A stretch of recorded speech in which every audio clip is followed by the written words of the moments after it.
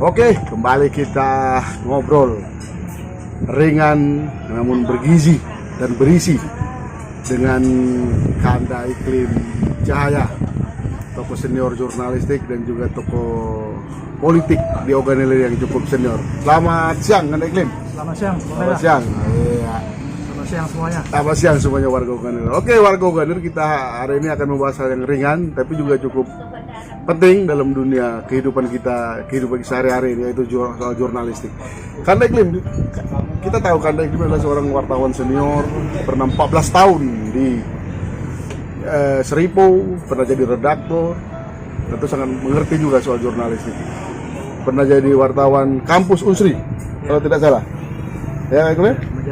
Majalah Limas di Unsri. Nah, kayaknya ingin menggali sedikit pemahaman Kanda Iklim soal dunia jurnalistik di era sekarang ini, bagaimana menurut Kanda Iklim? Oke, Bang Reza.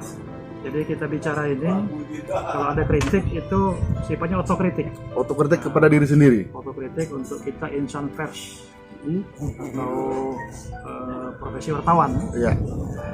Jadi memang Bang Reza, saat ini kalau kita lihat perkembangan dunia jurnalistik di era teknologi informasi yang sudah canggih ini, memang ada fakta yang kita lihat bahwa media cetak ini sudah memasuki masa senjakala. Senjakala, itu istilah cukup populer kemarin. Sudah mulai banyak media cetak yang berguguran. Berguguran ya. Karena kalah bersaing dengan media online ini. Media online, iya, media yang berbasis internet. Betul. Nah, jadi memang saya kira ini harus dicarikan solusi. Nah, seperti apa solusinya ini? Menurut saya salah satu solusinya adalah bagaimana mendekatkan media cetak dengan pembacanya. Semakin mendekatkan, iya. Ya, kedekatan dalam istilahnya. Jadi kita harusnya itu mengubah dengan local newspaper Atau teknik pemasarannya sudah semakin mendekat langsung ke pembaca di daerah ya. Misalnya di kabupaten kan, di kabupaten ada satu media yang bagus, media cetak, bukan lagi sifatnya nasional ya, tapi sudah lokal-lokal. Bahkan mungkin pada nantinya bisa kecamatan. Bisa media itu bukan lagi di level kabupaten, bahkan di level kecamatan. Iya. Atau dia mengambil basis misalnya ekonomi khusus, misalnya perbankan. Oh, jadi segmented. Ya, segmented. Mungkin itu akan lebih detail informasinya dan bisa mungkin masih dibaca. Tapi kalau seperti ini terus, saya khawatir ini akhirnya satu persatu akan berguguran. Dan kalau menurut pandangan apa sih penyebab, kalau istilah Iklim tadi senjakala itu, sebenarnya apa penyebabnya itu kalau menurut Anda Iklim? Ya ini kan faktor teknologi ya, jadi kuncinya di teknologi. Ya, sekarang ini kan dengan teknologi canggih ini, dengan internet sekarang ini, orang melalui HP bisa baca berita. Jadi orang tidak lagi beli koran lebar, tapi langsung bisa dapat di dengan waktu yang singkat, dengan cepat, asal ada kuota paket, iya. Itu sudah bisa baca. Jadi untuk apa kita mungkin beli lagi media cetak? Iya.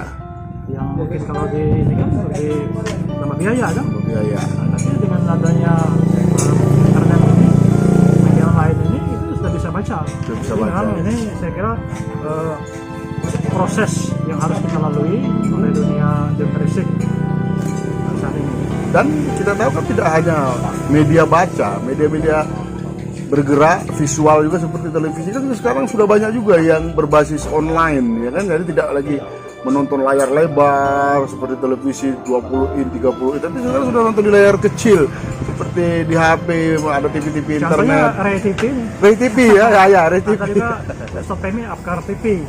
Bisa melihat itu kan. Ini memang ini di satu sisi memang ini satu hal yang menguntungkan bagi pembaca, tapi sisi lain juga memang kalau tidak diantisipasi dengan baik oleh media-media yang mainstream ini akan bisa menjadi hal yang kerugian besar ya, bisa mengalami kemunduran. Oke. Dan banyak juga yang hidup dari dunia cetak ini. Oke. Ya, terlepas kita buka dengan dunia jurnalistik di apa dunia per apa namanya jurnalistik, media massa dan sebagainya di dunia Indonesia dan organellir, kita juga tak lepas sekarang ini kita kaitkan dengan dunia politik di organellir, di mana sekarang sedang kontestasi pilkada, ada 2 pasang calon, tentu berimbas juga kepada dunia jurnalistik, dalam hal ini individu-individu wartawannya yang ada di organellir. Nah, menurut pandangan Anda ini seperti apa sih sekarang dunia apa jurnalistik di organellir, terutama dikaitkan dengan pilkada ini, bagaimana nih? Bisa dijelaskan? Ya, sebetulnya Bang Reza, kalau kita bicara jurnalistik, media, apakah online, apakah elektronik, apakah cetak, itu nilai dasarnya sama. Dia menghendaki objektivitas dan trust, kepercayaan. Iya, artinya harus ada memang keseimbangan for both side, ya, berita itu kan. Nah, jadi kalau dulu memang karena media masih terbatas, tidak begitu banyak, apalagi media lokal kan. Ya. Dulu ada penegasan independensi. Ya. Sehingga memang mudah dikontrol. Tapi sekarang ini dengan banyaknya media, baik media cetak maupun elektronik maupun online terutama. Online ya banyak sekali. Nah, ini kadang-kadang keberpihakan ini kan sulit dikontrol. Walaupun ya. PWI bagi anggotanya kan dia sudah melarang. Ada edaran dari PWI pusat yang menyatakan anggota PWI tidak boleh terlibat dalam tim sukses atau bagaimana. Nah, itu sebenarnya itu sudah rambu-rambu itu. Ya. Tapi kadang-kadang begini, tim sukses itu buktinya apa? Kalau di SK kan, ini kadang-kadang tidak di SK kan. Jadi katakanlah itu intinya itu, kalau memang berbentuk berita jurnalistik, itu harus objektif. Harus objektif ya. Dan menurut berimbang. Dan sekarang menurut Anda Iklim, dunia jurnalistik yang ada di organellir terutama dalam hal jurnalistiknya bagaimana? Apakah keberimbangan itu masih ada atau sebenarnya sudah nampak jelas keberpihakannya ini? Ya, ini kita lihat fakta yang ada ini kan memang ada yang berpihak kepada A misalnya kan, ada kepada B. Saya perhatikan masing-masing punya titik berat kepada yang didukung, yang disukai kan. Tapi memang masih ada juga kawan-kawan wartawan ini yang independen. Masih ada yang independen. Nah, itu boleh diceritakan. Ya, dia independen ini dia tetap membuat berita itu berimbang ya. Ada konfirmasi. Ya, ada fakta, ada konfirmasi. Karena memang bagi media-media seperti ini mungkin kalau tidak berimbang juga sudah dimuat oleh redaktur. Karena ada filter di atas. Betul. Misalnya mungkin Seribu misalnya kan, atau Sumek yang ada ini, mungkin Kompas juga kan. Ya kan bukan cuma wartawan cuma menulis, nanti dinilai oleh editor atau redaktur. Kalau berimbang dimuat. Kalau tidak biasanya diminta konfirmasi lagi atau mungkin tidak dimuat. Jadi memang kondisi yang ada ini saya lihat seperti itu. Tapi pada dasarnya, pada prinsipnya itu, kalau menulis dalam bentuk karya jurnalistik, itu tetap harus dijaga aturan itu. Independensi, objektivitas, kepercayaan atau keseimbangan kan.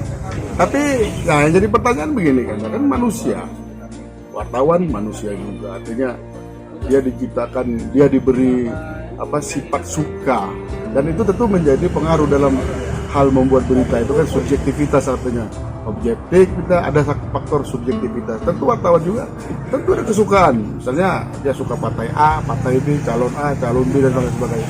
Nah, apakah itu tidak dibolehkan terhadap seorang wartawan? Atau bagaimana sebenarnya seharusnya itu seorang wartawan bersikap dalam dunia persaingan yang kontestasi yang sangat ketat seperti saat ini di organellir ini? Ya, kalau nilai dasarnya itu kan memang harus keseimbangan tadi. Itu nilai dasar jurnalistik itu kan seperti itu. Artinya harus cover both sides. Beritanya berimbang. Masalah nanti bagaimana itu pada publik ya. Artinya wartawan itu tidak dilarang untuk suka pada salah satu paslon atau 2 paslon, 3 paslon itu. Ya suka boleh, itu kan manusiawi. Dia kan punya hak pilih. Iya. Tetapi kalau dia menuangkan dalam bentuk berita, tentunya tetap harus menjaga keseimbangan. Harus profesional artinya. Mungkin tekniknya, mungkin dia angle-nya begini, tapi tetap harus ada keseimbangan. Iya. Artinya sebuah berita itu harus yang baiknya objektif, dalam arti punya keseimbangan tadi. Artinya dalam kata lain, jika kita membuat berita tentang A, adalah dari paslon A, diupayakan sebisanya untuk mendapat tanggapan dari paslon B, supaya ada hak jawab lah, atau hak untuk dia memberi sanggahan atau mungkin juga klarifikasi dari pernyataan dari sebelah A. Mungkin maksudnya seperti itu, supaya azas keseimbangannya itu didapat gitu. Mungkin seperti itu. Iya. Jadi memang itu memang nilai dasar, kan kita ada kode etik kan. Ada juga ya memang rambu-rambu yang harus kita taati, terutama yang kode etik jurnalistik ini. Nah, jadi kalau memang kita ingin berpihak, kita jangan nulis dalam bentuk berita jurnalistik. Ya. Mungkin cukup nulis di medsos. Di medsos, Facebook gitu ya. Dan itu tidak ada kode etik karena tidak ada, bukan undang-undang pers, tidak termasuk ya. Jadi itu hak masing-masing mah. Kan? Nah, individu, akun sendiri. Ya, kalau dia berita jurnalistik, ya kita harus jaga. Jaga berita itu harus seimbang. Kabar Basaid ini saya kira memang menjadi tanggung jawab kita semua. Dan itu juga faktor kepercayaan ya, ketika media itu ada keberimbangan, tentu masyarakat percaya bahwa media itu objektif, mungkin seperti itu. Iya, jadi kan menyangkut juga nilai-nilai nilai sebuah media itu bisa dipercaya oleh publik. Iya. Kalau memang sudah berpihak tanpa keseimbangan, khawatirnya justru yang baca terbatas kan. Pihak yang situ saja, yang sini saja. Nah sekarang kalau menurut Kak untuk Oganer, pandangan Kak Iqlim bagaimana nih? Kalau wartawan di Oganer, apakah sudah memenuhi unsur objektivitas, unsur keberimbangan dalam hal membuat berita? Nah ini kita harus supaya jadi otokritik untuk saya juga kan, saya juga seorang jurnalis. Tentu Kak Iqlim walaupun senior tetap juga sebagai jurnalis. Nah ini pada kita lah, ini bagaimana untuk Oganer? Apakah masih ada unsur-unsur itu? Kalau kita lihat kan memang ini bisa diklasifikasi. Klasifikasi? Ya, ada yang memang sudah karena mungkin kepentingan yang bersangkutan dia sudah berpihak. Sudah berpihak. Ya. Ada juga yang masih memang menggunakan nilai-nilai jurnalistik tadi. Yang benar, ya. tanda kutip ya. Ya, dia tetap ada kabar Basaid, kemudian tetap mengedepankan objektivitas. Objektivitas. Itu tergantung juga dengan media. Kalau misalnya macam tadi, atau misalnya Sumek, itu independen. Seribu ya? Kalau Seribu atau Tribun ya? lain-lain lah kan, yang memang selama ini kenal independen itu, kalau justru wartawannya tidak independen atau bersikap berpihak, justru kadang bermuat. Tidak dimuat. Atau disuruh wawancara lagi. Lengkapi lagi lah. Oke, sekarang. Tapi kalau medianya, wartawannya dia, pemiliknya dia, itu sulit dikontrol. Ya. Tidak ada filter ya? Ya. Nah, tentu sebagai seorang senior, saya tidak akan mengatakan tua, karena tua itu masih muda ini kan, masih tetap gagah. Terus saya sebagai seorang yang lebih banyak pengalaman asam garam di dunia jurnalistik, sebenarnya nasihat apa sih? Atau pelajaran apa sih yang sebenarnya harus dipegang oleh seorang wartawan yang ada di, tidak hanya di Oganer tapi di seluruh tempat. Tentu Kak Iqlim punya pengalaman, tentu punya masukan-masukan supaya menjadi pegangan bagi wartawan-wartawan, terutama yang muda-muda. Ya, kalau saya sebenarnya wartawan ini, dia kan manusia. Apakah senior atau junior, atau tua, muda, laki-laki, perempuan, masing-masing punya kelebihan dan kekurangan. Tapi bagi mungkin kami yang sudah duluan menjadi wartawan ini, ya mungkin ada pengalaman yang bisa berbagi kan. Kalau menurut saya memang kita ini pada saat mau menulis, ya. Apakah dengan mesin ketik misalnya, apakah di depan komputer, laptop, atau melalui HP, kita jangan terbawa perasaan. Jangan terbawa perasaan, kosongkan pikiran. Nah, jadi kita berusaha mungkin rasa benci berlebihan, rasa cinta berlebihan, itu harus kita hilangkan dulu. Dihilangkan dulu. Kita berusaha untuk plong bahwa yang kita sampaikan ini untuk kepentingan publik. Kepentingan publik. Jadi sudah wartawan itu bertanggung jawab kepada publik, bisa dikatakan seperti itu, ya kan? Iya. Jadi kalau kita mungkin terbawa perasaan, takutnya kita jadi subjektif. Jadi subjektif. Jadi itu yang menurut saya, yang pengalaman kami, walaupun mungkin kita tidak setuju dengan si A, tapi kita nilai nilai apa informasinya, kemudian konfirmasinya. Ya, diberi ruang yang sama. Iya, sehingga saat tampil di publik itu memang fakta, bukan rekayasa, bukan subjektivitas.